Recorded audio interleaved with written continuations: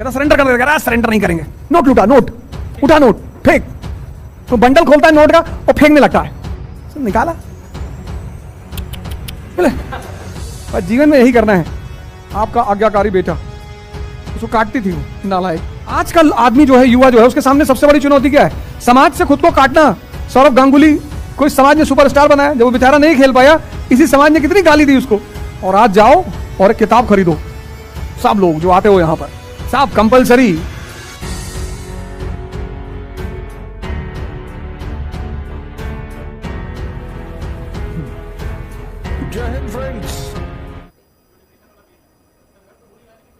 हाँ, तो डिप्रेशन का पेन इसलिए हो रहा है क्योंकि तुम चाहकर भी अपने आप को पूरा अपने गोल में दे नहीं पा रहे हो।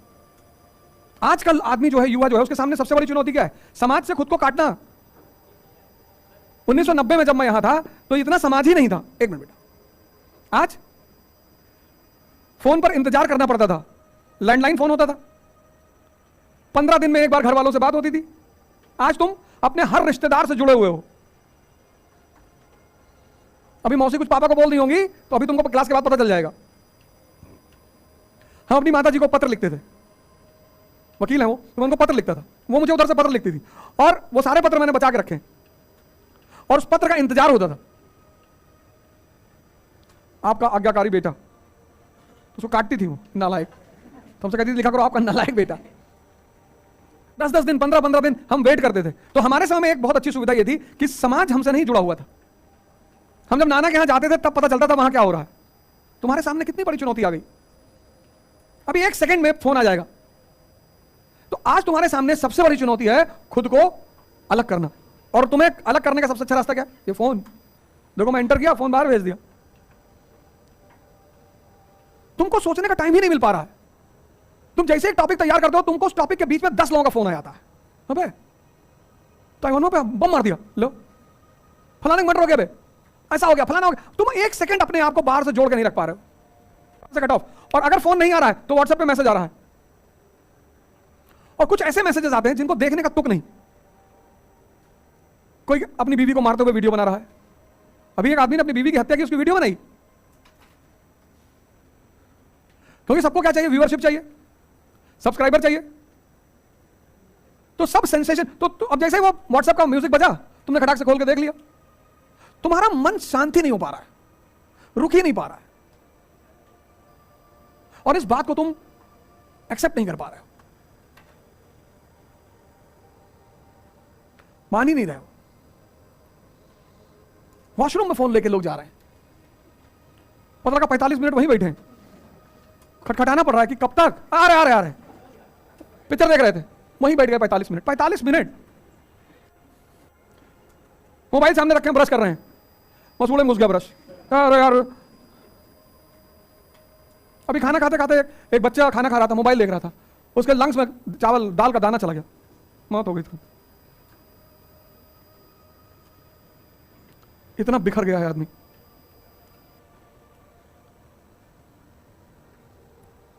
इतना आदमी बिखर गया है, समेट ही नहीं पा रहा अपने आप को।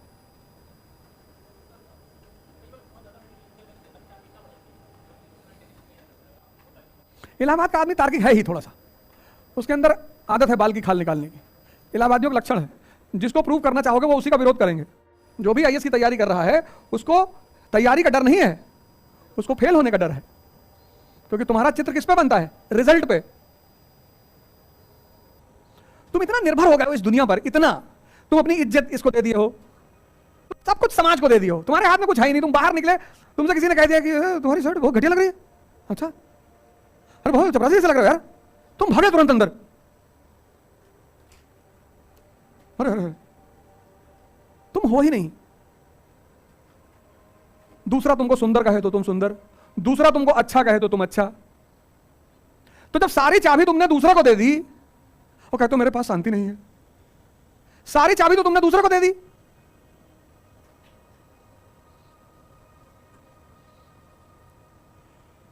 हमारे बाप बताते हैं कि भैया हमारी शादी हुई थी तो एक कुर्ता पैजामा आया था, उस पर हम इतने खुश हुए थे 1961-62 में, 60-65 के आसपास की बात बताते हैं कि भैया हम इतने खुश हुए थे उस वक्त की, क्या कुर्ता पैजामा।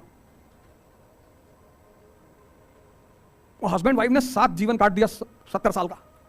50-60 साल का। आज 15 लाख का सूट पहन के जा रहे हैं, 2 ही दिन शादी चल रही है, रोज नया नया फैशन शादी में जोड़ रहा है। अभी मैं एक शादी में गया था, उसमें लड़की रूफ से बाहर निकली हुई थी, ऑडी थी, रूफ से बाहर निकली हुई थी और राइफल नचा रही थी ऐसे से। तो जिसकी शादी हो रही थी, मैंने उनके घर वाले से कहा डेंजर है ये। है नहीं नहीं ऐसे ही, इसने कहा इसको अच्छा लगता है तो राइफल। हमने कहा दहेज में ला रही है? नहीं नहीं नहीं, तो बच के रहना पंडित जी। चश्मा उसमें लगाई थी ब्लैक, रूफ से निकली हुई थी, राइफल नचा रही थी। हमको इतना अच्छा लग रहा था उसको देख के कि वाह बेटा शानदार, बहुत अच्छा।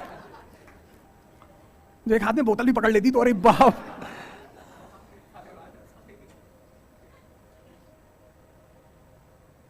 और कोई नहीं बनाएगा वीडियो को, जाने दो, हम बता देंगे। यहां सब हिडन कैमरास लगा देंगे हम अगली बार से। बोला है मैंने कहा 2-4 तरफ साइड कैमरा लगवा दो। कोई मोबाइल, हम तो क्लास अब शुरू हो जाएगी तो मोबाइल लेके मैं अंदर नहीं आने दूंगा किसी को। आप जाओ, मत पढ़ो यहाँ पे, हमको नहीं चाहिए स्टूडेंट। तुम यहाँ पढ़ोगे यथार्थ में तो मेरी शर्तों पे पढ़ोगे, तुम्हारी कोई शर्त नहीं। एक गुरुकुल है, तुम्हारी कोई शर्त ही नहीं। मोबाइल लेके तो कोई एबे नहीं करेगा। अप्रैल से जनवरी 10 महीना, फरवरी मान लो, तुम मेरे साथ मेहनत कर लो, 2, 4, 10, 15, 20 जितने लोग हैं, तुमको मेंस दिलाएंगे। 1 साल हमारे साथ जान लगा दो, साधारण रहो, एकदम साधारण। कोई टेंशन है हमको बताओ? टेंशन तो है ही नहीं कोई जीवन में। टेंशन तुमने पाल रखी है, तुम खुद को जो है ना गामा मान बैठे हो और हो कुछ नहीं। और तुम ही नहीं, हम सब। ये संत पंत क्यों भाग जाते हैं हिमालय? सम्मान जो है वो जहर है। संतों को सम्मान सुनने का शौक नहीं है। और समाज एक दिन में तुम्हारी पिक्चर बनाता है, एक दिन में तोड़ देता। सौरभ गांगुली कोई समाज ने सुपरस्टार बनाया, जब वो बेचारा नहीं खेल पाया, इसी समाज ने कितनी गाली दी उसको। ये कुछ नहीं है समाज। जब भी इसके पास जाओ, एक बोरा नोट लेके जाओ, इसे निकालो, ये ले। फर्जी नहीं देखे, फर्जी थी सीरीज। मैं तो उसकी क्लिपिंग देखा हूं, उसकी एक क्लिपिंग तो मुझे बहुत अच्छी लगती है, जो माइकल मंत्री जी से मिलने जाता है। कहता तेरा ट्रांसफर कर दिया, तेरा प्रमोशन करवा दिया, मेडल भी दिलवा दूंगा। क्या करूंगा मेडल, पहन ले। वो सीन बड़ी प्यारी। सोचो रात में जो है उसका वीडियो भेज रहा, उसको फोटो,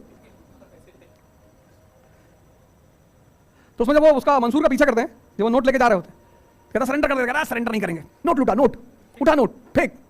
तो बंडल खोलता है नोट का और फेंकने लगता है। देखो पब्लिक कैसे बीन रही कूद के, उसका पुलिस वाले देख रहे हैं यार। पर जीवन में यही करना है, निकाला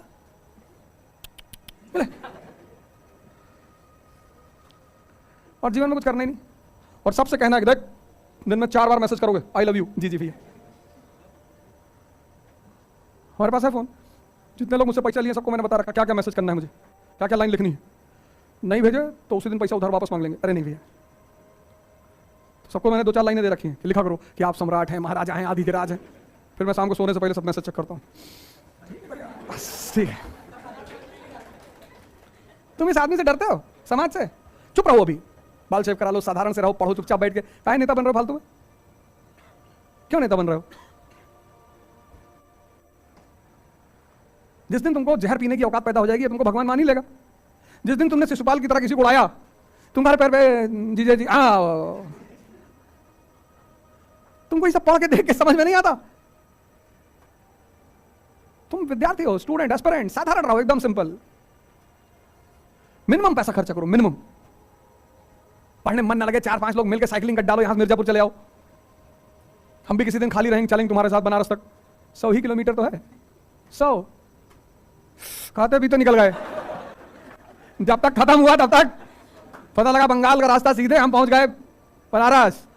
और वहीं जो है चल के भोलेनाथ बाबा का दर्शन किया जाएगा और फिर साइकिल से वापस। तो तुमको लगेगा कि यार बस। तुम कैसे कहते हो कि 100 किलोमीटर है? नहीं अबे 100, अच्छा तुम्हारा कहने का तरीका गलत हो गया है। अरे भैया 100 किलोमीटर है, 100 बगल। जज्बा मत मरने दो अपना। नौकरी तुमको मिलेगी, या तो भारत सरकार देगी या ओझा सरकार देगी। नौकरी की काहे चिंता कर रहे हो? नौकरी चाहिए ना, नौकरी के लिए तुम ताकत पैदा कर लो। तुम्हारे घर पे लोग ना लेकर आए नौकरी, मुझे बताना। तुम जो मेन चीज है उस पर ध्यान ही नहीं दे रहे हो। और कुछ भी करो, रिक्शा चलाओ, पर किसी के सामने हाथ मत फैलाओ, किसी के सामने हाथ मत फैलाओ। और कभी बहुत इमरजेंसी पड़ गई तो बात अलग है, कभी बहुत इमरजेंसी पड़ गई तो बात अलग है, वो एक अलग बात हो जाती है। चीज कहूं मत कुछ। पांडव की परीक्षा हुई, अर्जुन को छोड़कर कोई पास ही नहीं हुआ। युधिष्ठिर को बुलाए, प्रीलिम्स दोगे? हाँ देंगे गुरुजी।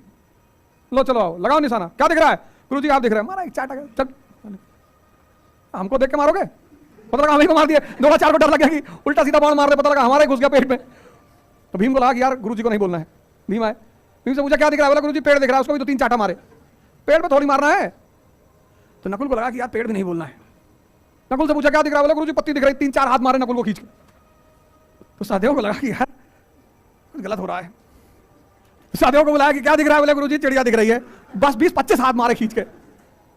फिर अर्जुन को बुलाए, बोले क्या दिख रहा है अर्जुन? बोले गुरुजी आंख दिख रही चिड़िया की। बोले मार दे, जहां मारना है वहां देखो, तुम पता नहीं कहां कहां देख रहे हो।